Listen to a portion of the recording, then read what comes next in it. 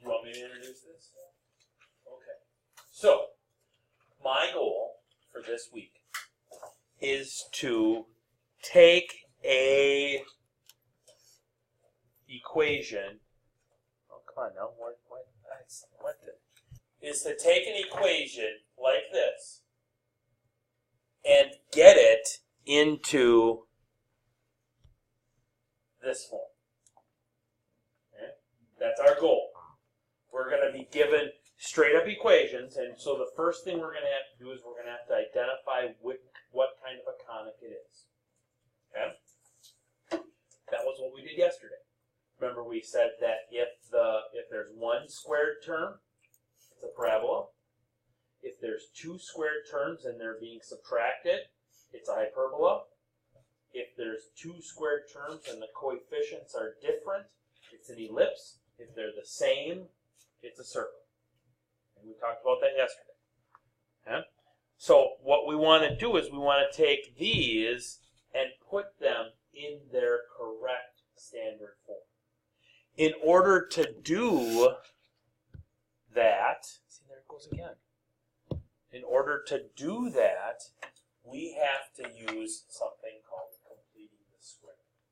Now, completing the square is a way of solving an equation, a quadratic equation. Much like factoring is, the quadratic formula is, graphing is, completing the square is a method that we can use to solve equations. Now, we're not going to take it all the way to the solving point. We're going to stop about 2/3 of the way through, and that's where we're going to end it at. Okay? So, my first step in completing the square is I am going to space out my equation. And the way I go about doing that is I'm going to say, well, here's my squared term, here's the non-squared variable, and I want everything else on the other side with a space in there.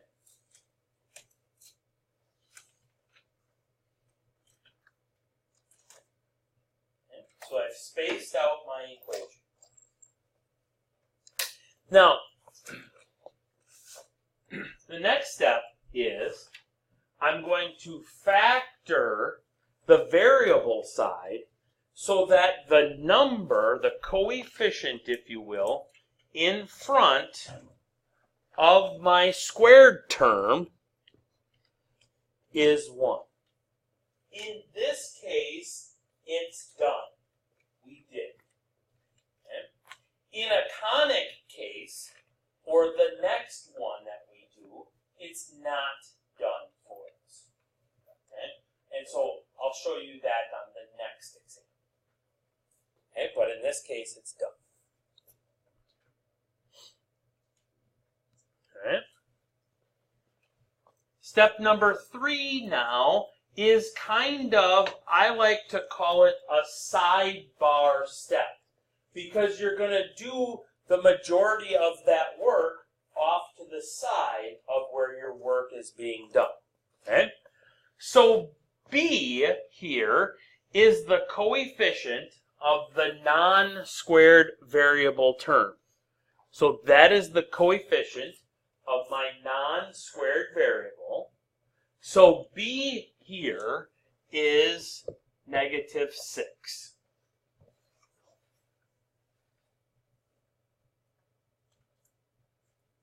What I need to find then is B over 2. So I'm going to divide that by 2. Well, that's -6 divided by 2. -3.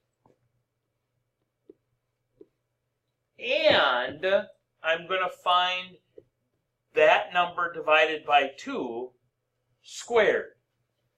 So what's -3 squared? 9.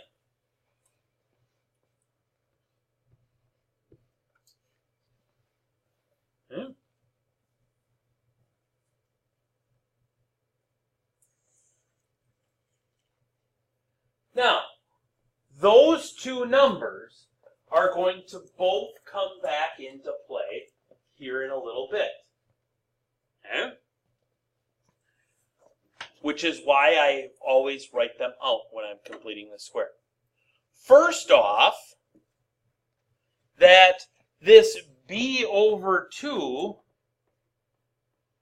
quantity squared number is going to fill my space that I created.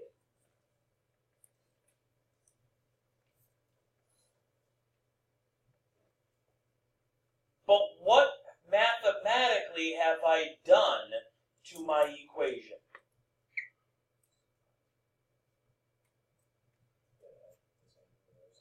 Because I've unbalanced my equation.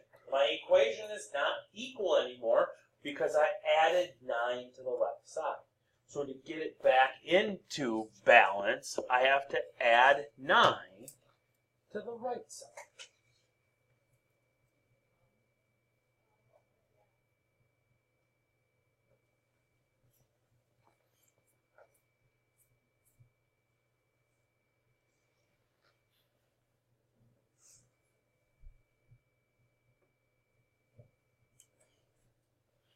Now, what I can do is I can factor the left side. And here's the cool thing about it. The left side factors to be x minus 3 quantity squared. Where this number right here, this b over 2 number,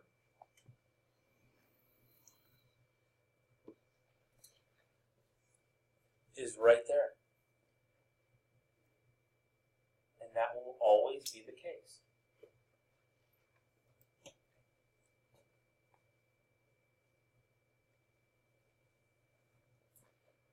My right side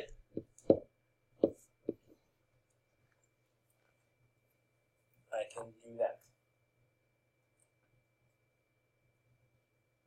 Now, in terms of what we're going to use it for, that's going to be where we stop.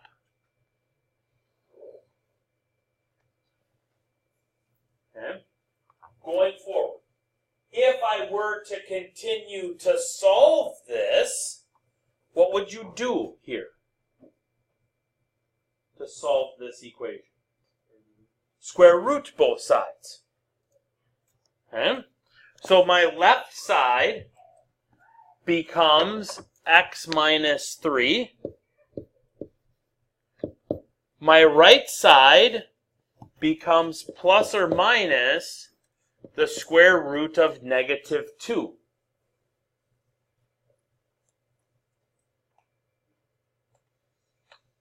Do I like the square root of negative 2? Why not, Kason? Because there's imaginary numbers. It's an infinity number. No, imaginary. Oh, it's just imaginary? It's fake. Okay, it's fake. So if I'm going to solve this, that would be 3 plus or minus I times the square root of 2.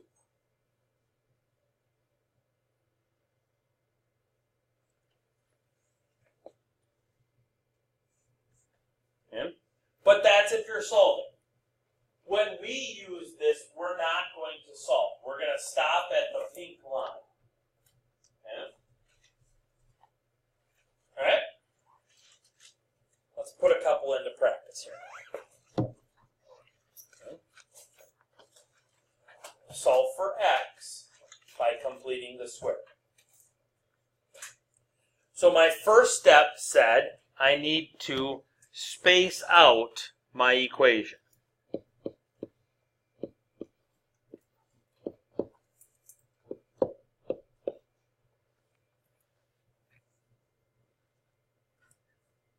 Agree with my spatial patterns for the equation.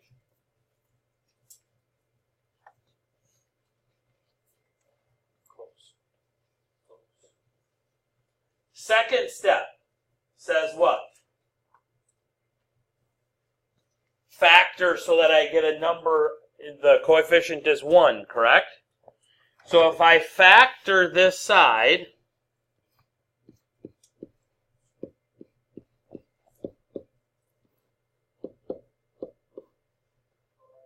I get that. Yes?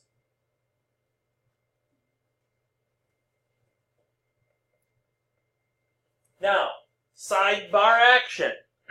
What is my B value?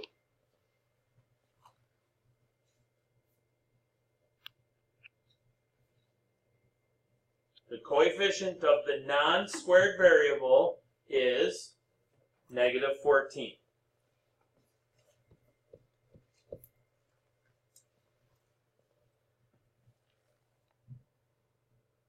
What is that number divided by 2?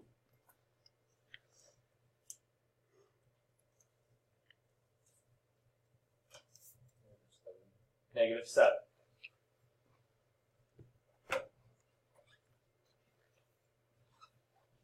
What is that number squared?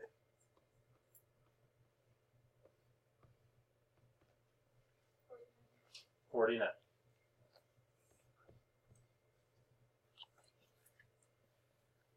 What fills my gap? Positive 49.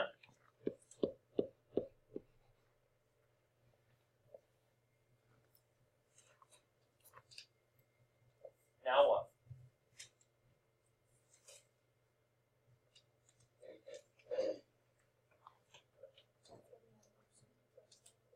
Snuffle says we got to add 49 to the other side.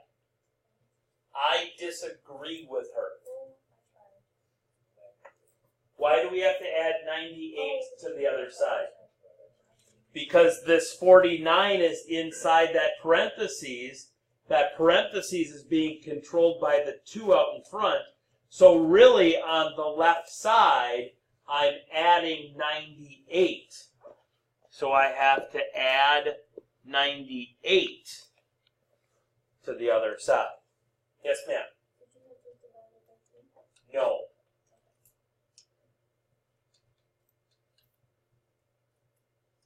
Because I got to complete the square before I can do all that changing stuff. Okay? Now, I can factor. This side becomes 2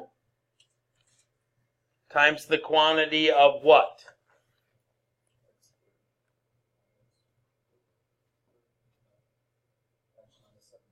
X minus 7 quantity squared.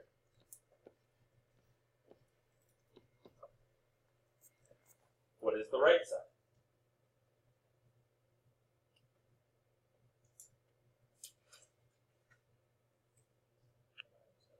$97.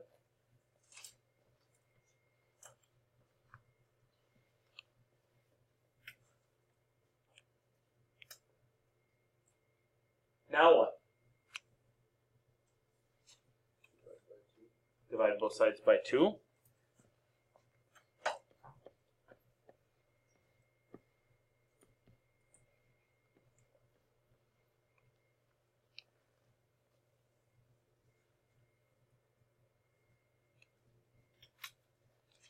Then what?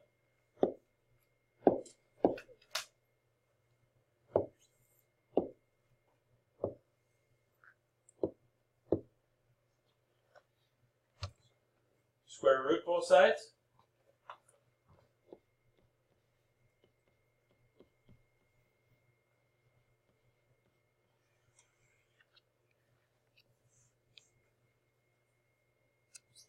And then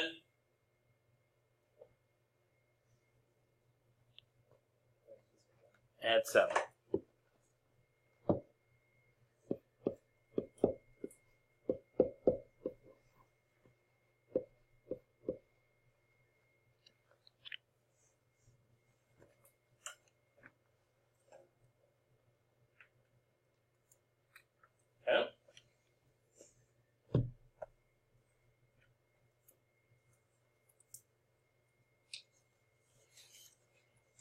modify the conic and then find all the key parts.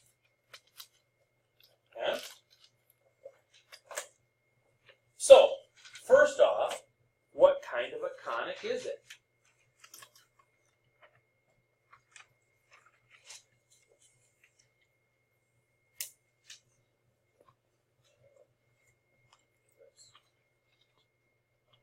Two votes for an ellipse.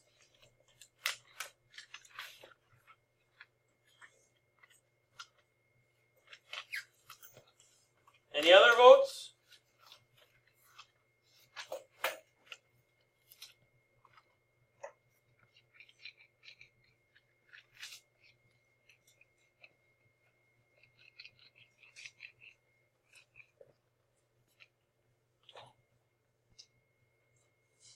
Somebody other than Jacob or Kaysen, because they were the only two that voted for an ellipse. Tell me why it is an ellipse. Because the x and y squared plus. Okay, so my first look is at how many squared terms there are, right? Yeah. Because yesterday we learned that if there was one, it's a parabola. Okay, so you said that there's two. Continue. They're added together. Okay, stop. Because if they were subtracted, it would be a hyperbola, yeah. Okay, continue. And then there's a 4 in front of the x, so it's not a circle. Because if it was a circle, there'd also have to be a coefficient of 4 in front of the y squared term, right? Yeah. Do we agree with that? Two squared terms, they're separated by an addition sign, they have different coefficients. Okay?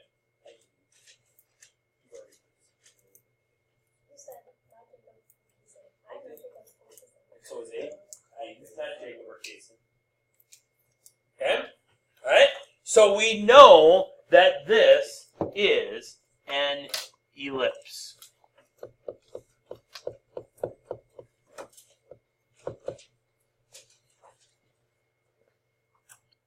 So what are the key points that we need to find?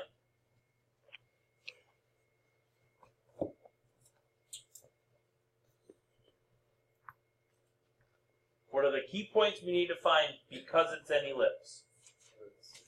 We need to find vertices.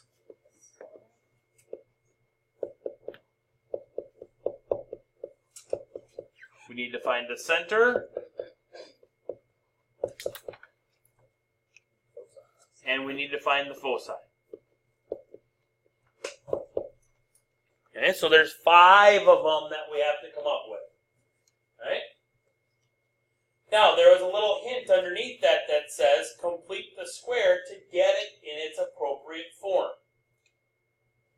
So first thing I'm going to do is I'm going to rewrite this. So I would rewrite this as 4x squared minus 48x. Then I would leave myself a space plus y squared minus 14y, then I would leave myself a space, equals negative 189.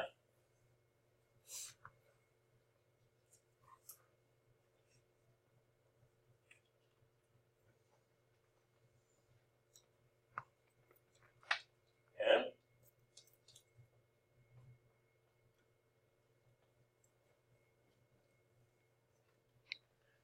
Next, I would factor out of 4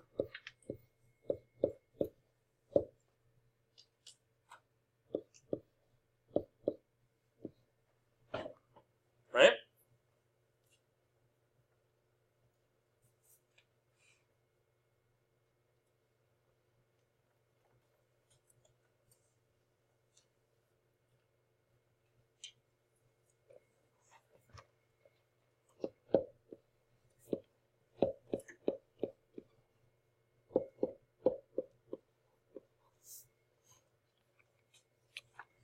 How many completing the squares do I have to do?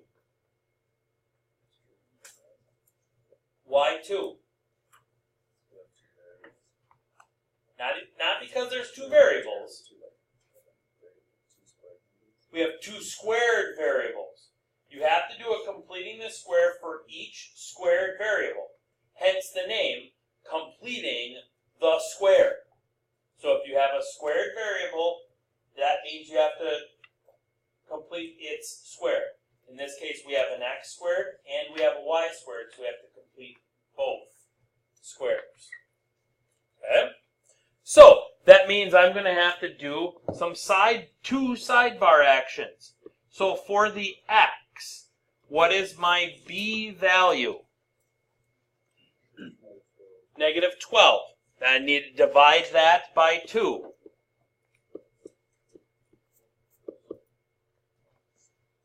What do we got? Negative 6. I need to square that.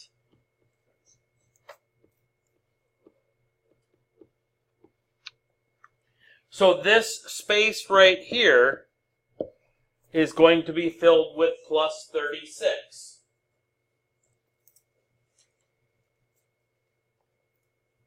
But really, what am I adding to that side?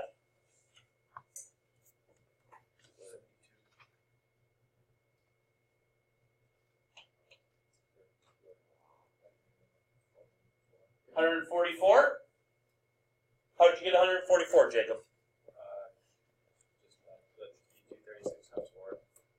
36 times 4, because the 4 is controlling the 36. Yep. So 36 times 4. So I got to add, really adding, oops, I put 136. Come on, Lensmeyer. Just because the class is making you fall asleep doesn't mean it's got to come out that way. Huh? Then we have to complete the square with y. What's my b value from y? Negative 14 divided by 2 squared.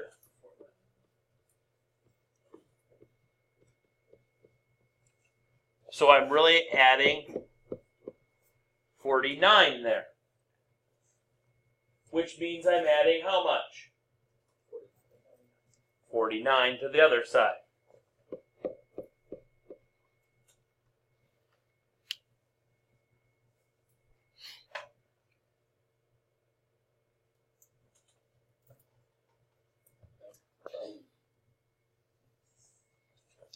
So this would become 4 times what quantity squared?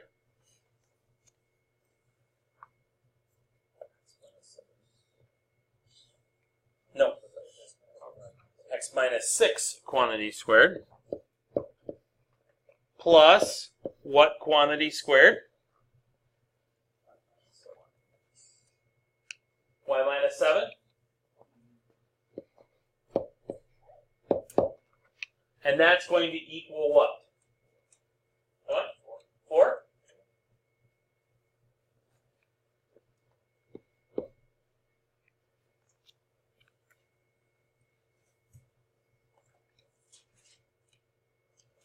Jenny, put it away.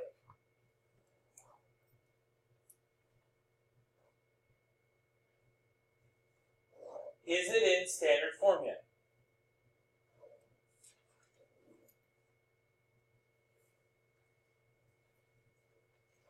If not, what do I have, or let me rephrase that question. If not, what does the standard form of an ellipse look like on the right side? What? Equal to 1. So how am I going to get it equal to 1? Divide where by 4? I'm going to divide everywhere by 4. So I've got to divide here by 4, here by 4, and here by 4. That gives me x minus 6 quantity squared over what?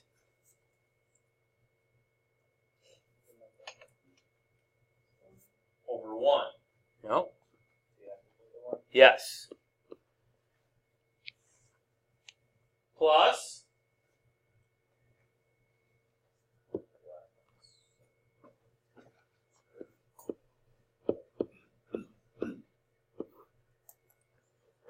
over 4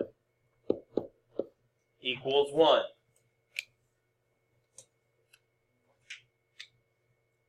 Where is the center?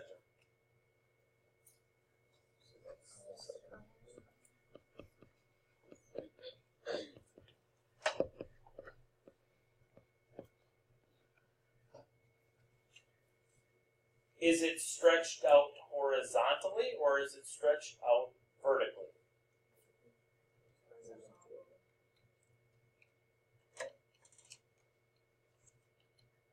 Which one?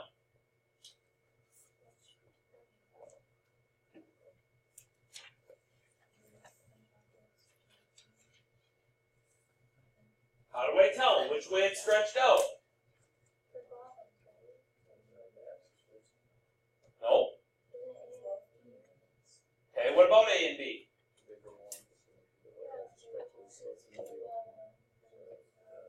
Okay, so is the bigger one vertical or bigger one horizontal?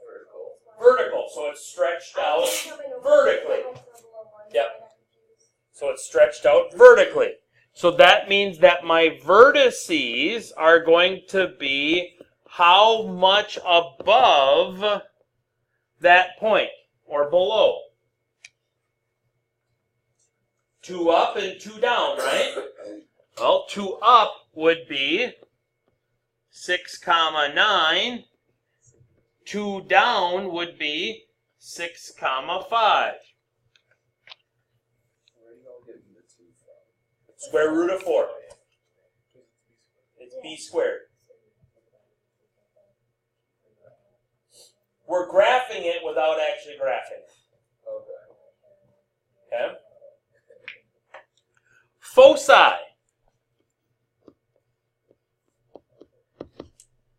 What's the formula? Okay, so what's a squared minus b squared? -3, absolute valued is 3, square rooted is plus or minus the square root of 3.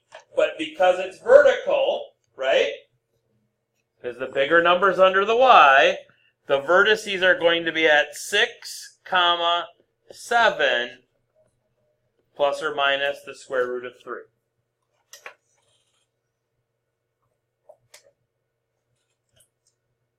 Last night, we gave you these points and asked you to give me the equation. Tonight, I'm going to, and tomorrow night, give you an equation that looks like this, ask you to give me the standard form of that equation, and then find all the points. Okay?